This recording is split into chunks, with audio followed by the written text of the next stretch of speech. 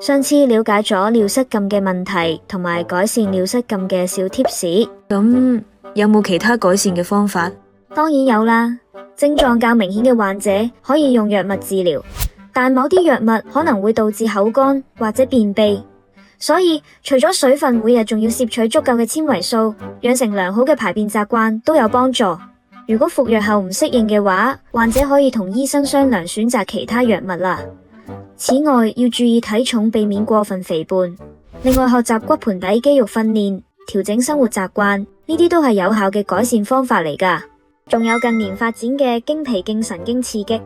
係用作輔助治療作用。如果有任何疑問，最緊要係詢問你嘅主診醫生，大家溝通多啲。小錦囊，相信大家都對尿失禁多咗了解，咁有冇一啲方法可以幫到受困擾嘅人士呢？當然有，例如調整生活習慣啦。如需要服食血壓藥或者去水丸，可安排喺晨運或者活動之後返到屋企先食藥，避免喺運動途中要頻頻去廁所。揀輕便衣着，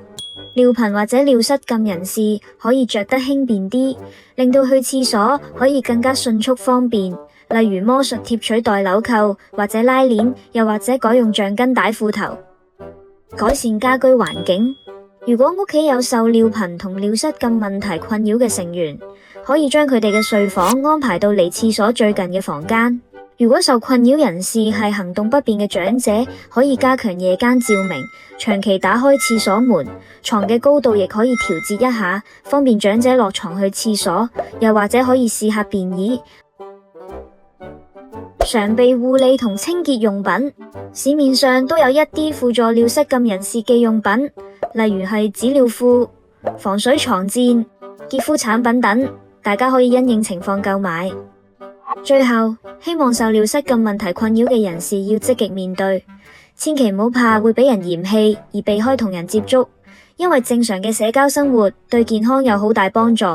至於照顧者同屋企人，希望你哋都可以對受尿失禁問題困擾嘅屋企人多加體諒，唔好催佢哋去廁所，亦唔好責備佢哋，陪佢哋積極面對，喺尿失禁問題上多加協助，鼓勵佢哋養成健康嘅生活習慣，先係最有效咁幫到佢哋。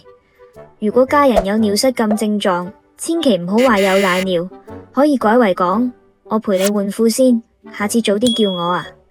保持耐心，並且鼓勵佢記錄小便日記，睇醫生嘅時候會好幫到手。尿失禁可以醫治㗎，好多人都成功改善啊！